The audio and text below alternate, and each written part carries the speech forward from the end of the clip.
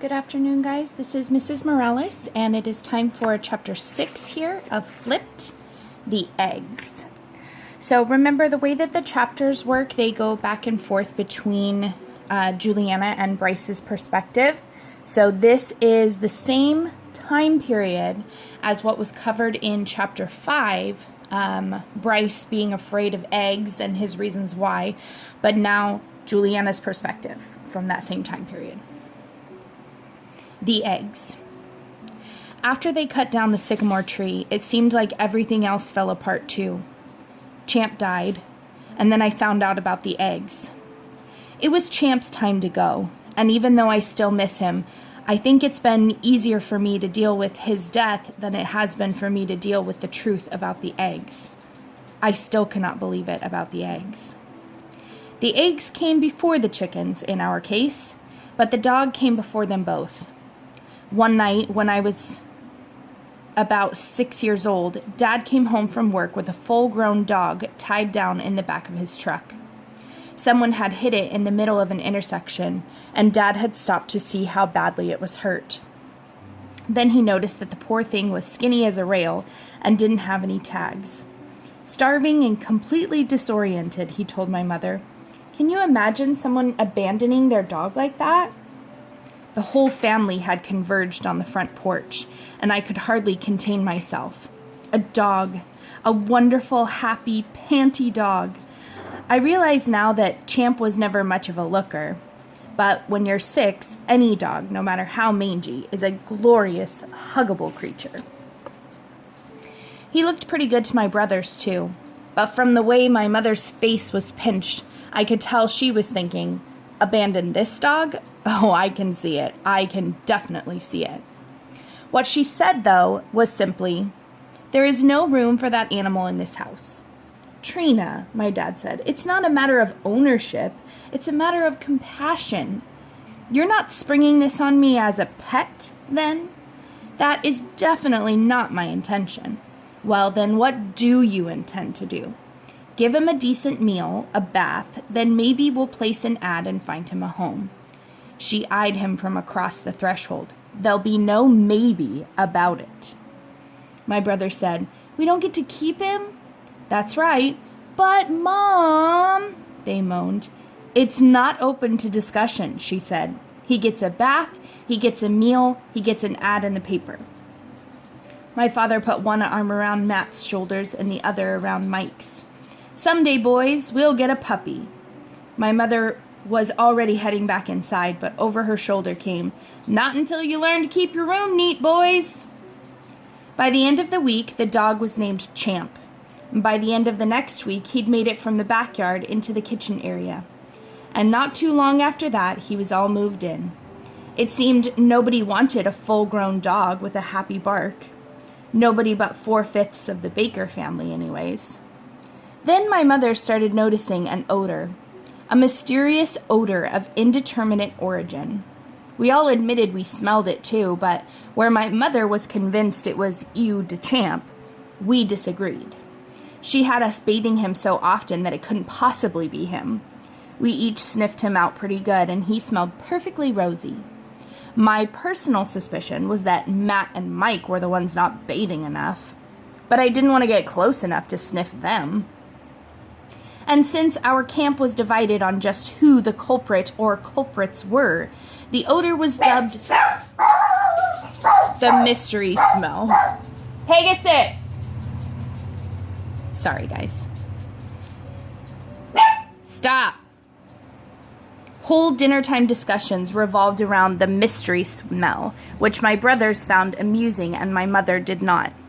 Then one day, my mother cracked the case, and she might have cracked Champ's skull as well if my dad hadn't come to the rescue and shooed him outside. Mom was fuming.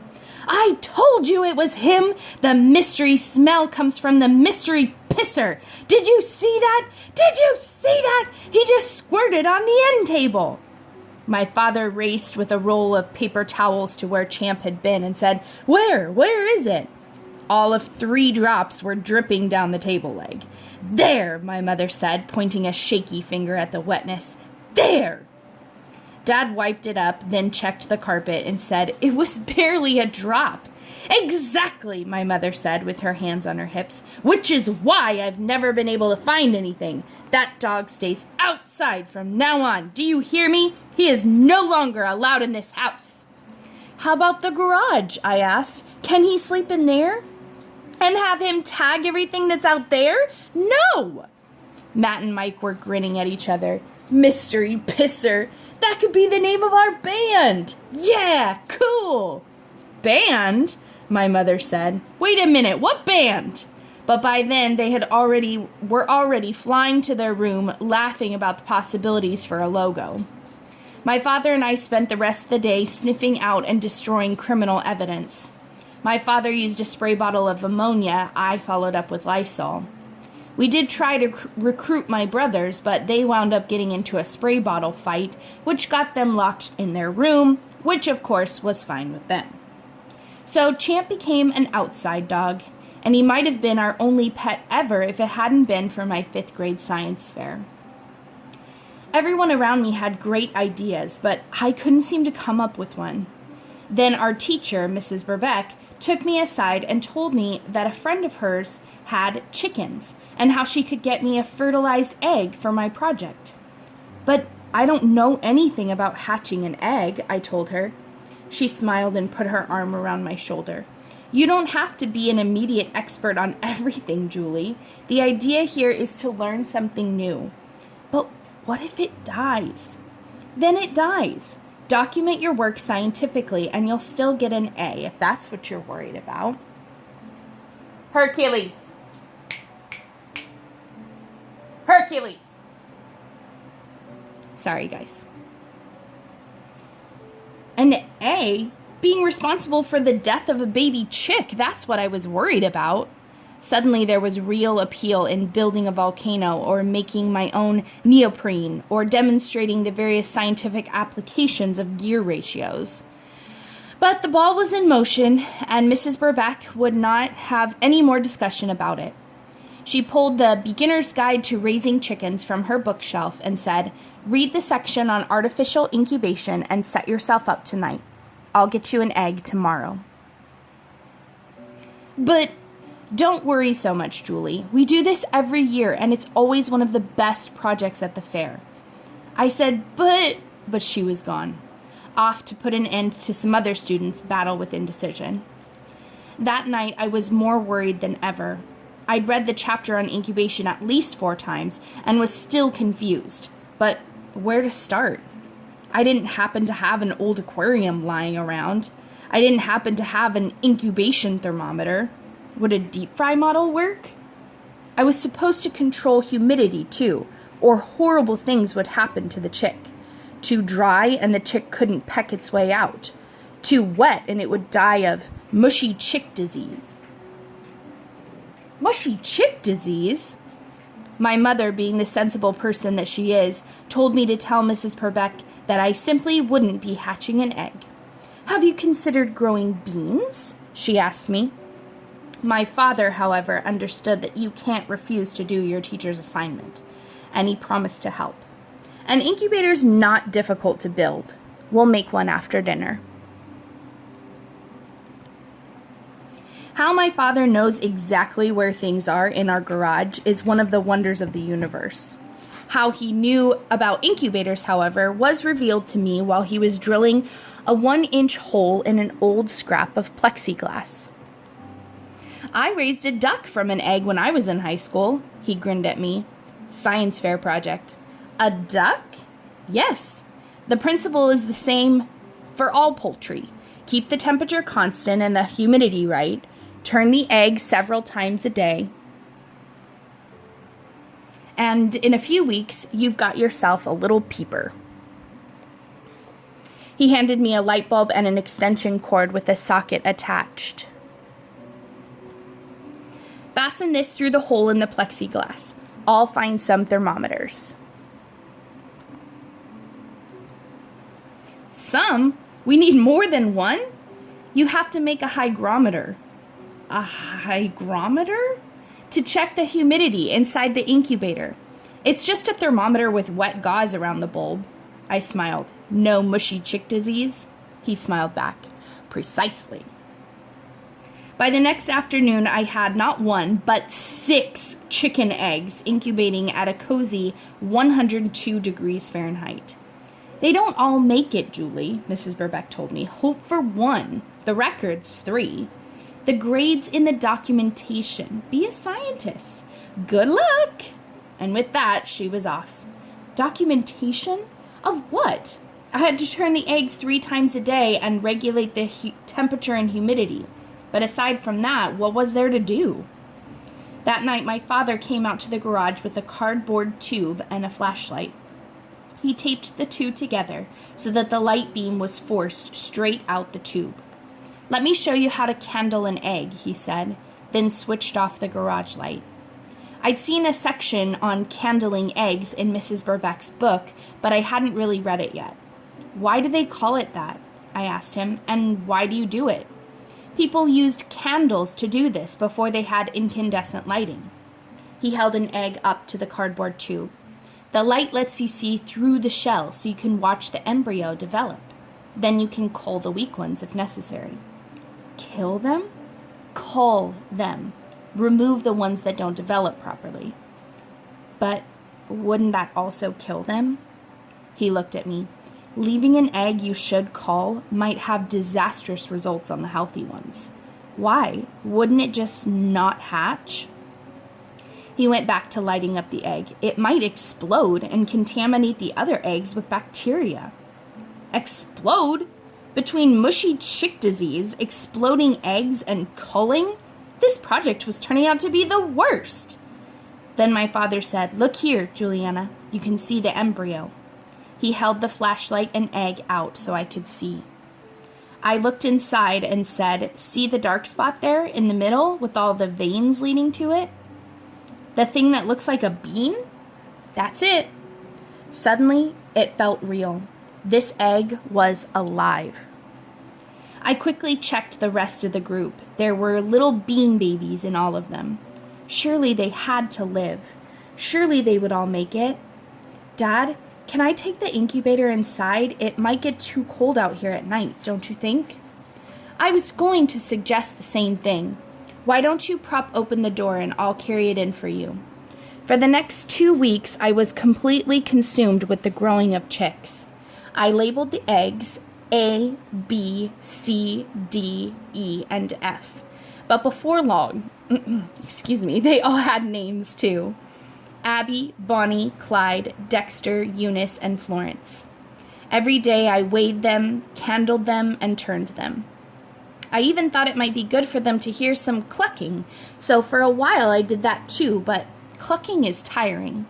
It was much easier to hum around my quiet little flock, so I did that instead. Soon I was humming without even thinking about it, because when I was around my eggs, I was happy. I read The Beginner's Guide to Raising Chickens cover to cover twice. For my project, I drew diagrams of the various stages of the embryo's development. I made a giant chicken poster. I graphed the daily fluctuations in temperature and humidity, and I made a line chart documenting the weight loss of each egg. On the outside, eggs were boring, but I knew what was happening on the inside. Then, 2 days before the science fair, I was candling Bonnie when I noticed something. I called my dad into my room and said, "Look, Dad, look at this. Is that the heart beating?" He studied it for a moment, then smiled and said, "Let me get your mother." So the 3 of us crowded around and watched Bonnie's heartbeat, and even my mother had to admit that it was absolutely amazing. Clyde was the first to pip, and of course he did it right before I had to leave for school. His little beak cracked through, and while I held my breath and waited, he rested. And rested. Finally, his beak poked through again, but almost right away, he rested again. How could I go to school and just leave him this way? What if he needed my help? Surely this was a valid reason to stay home, at least for a little while.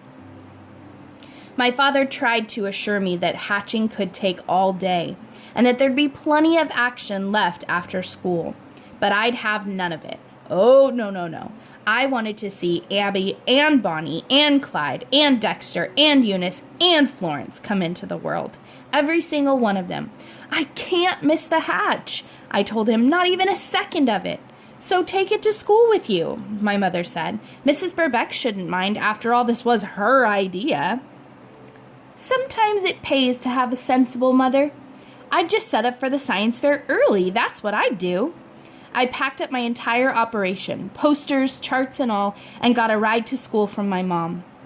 Mrs. Birbeck didn't mind a bit. She was so busy helping the kids with their projects that I got to spend nearly the entire day watching the hatch. Clyde and Bonnie were the first ones. It was disappointing at first because they just lay there all wet and matted, looking exhausted and ugly. But by the time Abby and Dexter broke out, Bonnie and Clyde were fluffing up and looking for action. The last two took forever, but Mrs. Birbeck insisted that I leave them alone. And that worked out pretty great because they hatched out during the fair that night. My whole family came, and even though Matt and Mike only watched for about 2 minutes before they took off to look at some other demonstration, my mom and dad stuck around for the whole thing. Mom even picked up Bonnie and nuzzled her. That night, after it was all over, I was packing up to go home, and Mom asked, "So, do these go back to Mrs. Birbeck now?" "Do what go back to Mrs. Birbeck?" I asked. "The chicks, Julie. You're not planning on raising chickens, are you?" To be honest, I hadn't thought beyond the hatch.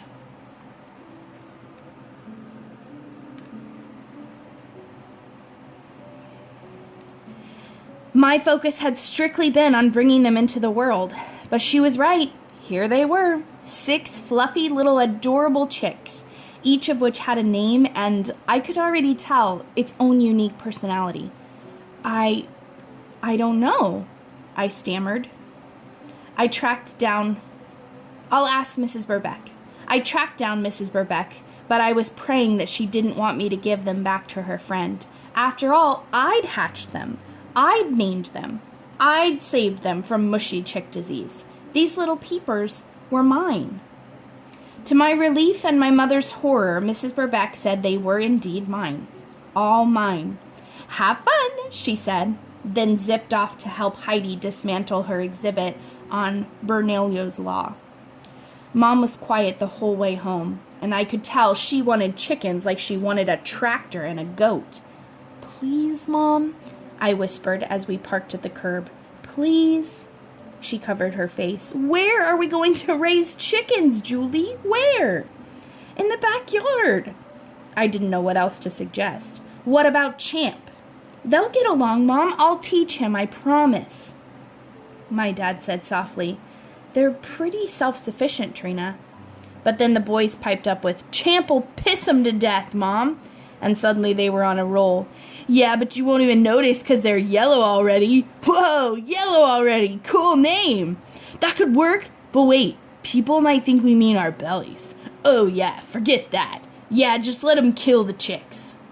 My brothers looked at each other with enormous eyes and started up all over again.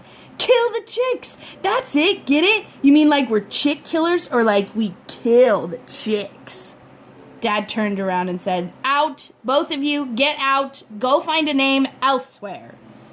So they scrambled up and the 3 of us sat in the car with the gentle peep, peep, peep from my little flock breaking the silence. Finally, my mother heaved a heavy sigh and said, "They don't cost much to keep, do they?" My dad shook his head. "They eat bugs, Trina, and a little feed. They're very low maintenance." "Bugs? Really? What sort of bugs?" "Earwigs, worms, roly-polies, probably spiders if they can catch them. I think they eat snails, too." "Seriously?" My mother smiled. "Well, in that case..." "Oh, thank you, Mom! Thank you!"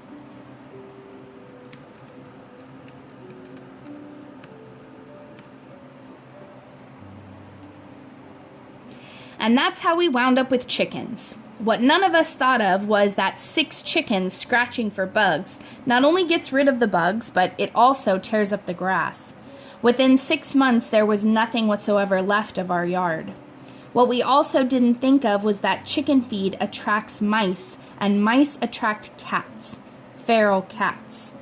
Champ was pretty good at keeping the cats out of our yard, but they'd hang around the front yard or the side yard just waiting for him to snooze so they could sneak in and pounce on some tender little mousy victuals. Then my brother started trapping the mice, which I thought was just to help out. I didn't suspect a thing until the day I heard my mother screaming from the depths of their room. They were, as it turns out, raising a boa constrictor. Mom's foot came down in a big way, and I thought she was going to throw us out, lock, stock, and boa. But then I made the most amazing discovery. Chickens lay eggs. Beautiful, shiny, creamy white eggs.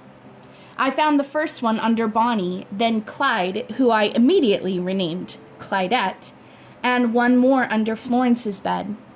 Eggs! I raced inside to show my mom, and after a brief moment of blinking at them, she withered into a chair. "No," she whimpered, "no more chicks. They're not chicks, Mom. They're eggs." She was still looking quite pale, so I sat in the chair next to hers and said, "We don't have a rooster." "Oh," the color was coming back to her cheeks. "Is that so? I've never heard a cock-a-doodle-doo. Have you?" She laughed. "A blessing, I guess I've forgotten to count." She sat up a little and took an egg from my palm. "Eggs, huh? How many do you suppose they'll lay?" "I have no idea." As it turns out, my hens laid more eggs than we could eat. At first we tried to keep up, but soon we were tired of boiling and pickling and deviling, and my mother started complaining that all these free eggs were costing her way too much. Then one afternoon when I was collecting eggs, our neighbor, Mrs. Stevie, leaned over the side fence and said, "If you ever have any extra, I'd be happy to buy them from you." "Really?" I asked. "Most certainly. Nothing quite like free-range eggs. $2 a dozen sound fair to you?" $2 a dozen? I laughed and said, "Sure." "Okay then, whenever you have some extras, just bring them over. Mrs. Helms and I got to discussing it last night on the phone, but I asked you first, so make sure you offer them up to me before her. Okay, Julie?" "Sure thing, Mrs. Stevie." Between Mrs. Stevie and Mrs. Helms, 3 doors down, my egg overflow problem was solved. And maybe I should have turned the money over to my mother as payment for having destroyed the backyard. But one, "Nonsense, Juliana, it's yours," was all it took for me to start squirreling it away. Then one day, as I was walking down to Mrs. Helms' house, Mrs. Lasky drove by. She waved and smiled, and I realized with a pang of guilt that I wasn't being very neighborly about my eggs. She didn't know that Mrs. Helms and Mrs. Stevie were paying me for these eggs. She probably thought I was delivering them out of the kindness of my heart. And maybe I should have been giving the eggs away, but I'd never had a steady income before. Allowance at our house is always a hit or miss sort of thing, usually a miss. And earning money from my eggs gave me this secret happy feeling which I was reluctant to have the kindness of my heart encroach upon. But the more I thought about it, the more I realized that Mrs. Lasky deserved some free eggs. She had been a good neighbor to us, lending us supplies when we ran out unexpectedly, and being late to work herself when my mother needed a ride because our car wouldn't start. A few eggs now and again. It was the least I could do. There was also the decidedly blissful possibility of running into Bryce, and in the chilly sparkle of a new day, Bryce's eyes seemed bluer than ever. The way he looked at me, the smile, the blush, it was a Bryce I didn't get to see at school. The Bryce at school was way more protected.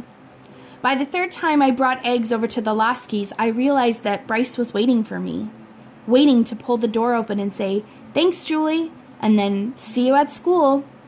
It was worth it. Even after Mrs. Helms and Mrs. Stevie offered me more money per dozen, it was still worth it. So through the rest of 6th grade, through all of 7th grade, and most of 8th grade, I delivered eggs to the Laskys. The very best, shiniest eggs went straight to the Laskys, and in return, I got a few moments alone with the world's most dazzling eyes. It was a bargain. Then they cut down the sycamore tree, and 2 weeks later, Champ died. He'd been spending a lot of time sleeping, and even though we didn't really know how old he was, no one was really surprised when one night Dad went to feed him and discovered he was dead. We buried him in the backyard, and my brothers put up a little cross that read, "Here lies the mystery pisser, P.I.P." I was upset and pretty dazed for a while. It was raining a lot, and I was riding my bike to school to avoid having to take the bus, and each day when I'd get home, I'd retreat to my room, lose myself in a novel, and simply forget about collecting eggs. Mrs. Stevie was the one who got me back on schedule. She called to say she'd read about the tree in the paper and was sorry about everything that had happened. But it had been some time now, and she missed her eggs and was worried that my hens might quit laying. Distress can push a bird straight into molting, and you wouldn't want that.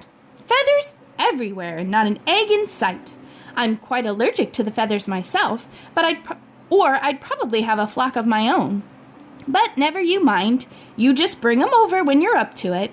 Alls I wanted was to check in and let you know how sorry I was about the tree. And your dog, too. Your mother mentioned he passed away. So I got back to work, clearing away the eggs I'd neglected, and got back into my routine of collecting and cleaning. And one morning when I had enough, I made the rounds. First Mrs. Stevie, then Mrs. Helms, and finally the Loskys. And as I stood at the Loskys' threshold, it occurred to me that I hadn't seen Bryce in the longest time. Sure, we'd both been at school, but I'd been so preoccupied with other things that I hadn't really seen him.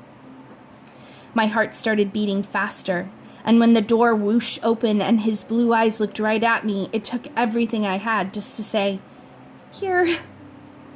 He took the half carton and said, "You know you don't have to give us these." "I know," I said, and looked down. We stood there for a record-breaking amount of time, saying nothing. Finally he said, "So, are you going to start riding the bus again?" I looked up at him and shrugged. "I don't know. I haven't been up there since, It doesn't look so bad anymore. It's all cleared. They'll probably start on the foundation soon." It sounded perfectly awful to me. "Well," he said, "I've got to get ready for school. See you there." Then he smiled and closed the door. For some reason, I just stood there. I felt odd, out of sorts, disconnected from everything around me. Was I ever going to go back up to Collier Street? I had to eventually, or so my mother said. Was I just making it harder? Suddenly, the door flew open, and Bryce came hurrying out with an overfull trash can in his hands. "Julie," he said, "what are you still doing here?" He startled me, too. I didn't know what I was still doing there, and I was so flustered that I would probably just have run home if he hadn't started struggling with the trash, trying to shove the contents down. I reached over and said, "Do you need some help?" because it looked like he was about to spill the trash. Then I saw the corner of an egg carton. This wasn't just any egg carton either. It was my egg carton, the one I had just brought him. And through the little blue cardboard arcs, I could see eggs. I looked from him to the eggs and said, "What happened? Did you drop them?" "Yeah," he said quickly. "Yeah, I'm real sorry about that." He tried to stop me, but I took the carton from the trash, saying, "All of them?" I opened the carton and gasped. 6 whole, perfect eggs. "Why'd you throw them away?" He pushed past me and went around the house to the trash bin, and I followed him, waiting for an answer. He shook the garbage out, then turned to face me. "Does the word salmonella mean anything to you?" "Salmonella? But my mom doesn't think it's worth the risk." I followed him back to the porch. "Are you saying she won't eat them because she's afraid of being poisoned?" "Poisoned? Why?" "Because your backyard is covered in turds. I mean, look at your place, Julie." He pointed at our house and said, "Just look at it. It's a complete dive." "It is not," I cried. But the truth was sitting right across the street, impossible to deny. My throat suddenly choked closed, and I found it painful to speak. "Have you always thrown them away?" He shrugged and looked down. "Julie, look. We didn't want to hurt your feelings. My feelings? Do you realize Mrs. Stevie and Mrs. Helms pay me for my eggs? You're kidding. No, they pay me $2 a dozen. No way. It's true. All those eggs I gave to you, I could have sold to Mrs. Stevie or Mrs. Helms. Oh, he said, and looked away. Then he eyed me and said, well, why did you just give them to us? I was fighting back tears, but it was hard. I choked out, I was trying to be neighborly. He put down the trash can, then did something that made my brain freeze. He held me by the shoulders and looked me right in the eyes. Mrs. Stevie's your neighbor, isn't she? So's Mrs. Helms, right? Why be neighborly to us and not to them? What was he trying to say? Was it still so obvious how I felt about him? And if he knew, how could he have been so heartless, just throwing my eggs away like that, week after week, year after year? I couldn't find any words, none at all. I just stared at him, at the clear, brilliant blue of his eyes. I'm sorry, Julie, he whispered. I stumbled home, embarrassed and confused, my heart completely cracked open. And that is all for chapter 6. So chapter 7 will be back to Bryce's perspective, which will also mean we're moving forward in the story. I hope you guys are enjoying. Flipped is one of my favorite books, of all time. So I hope you guys are liking these. See you later.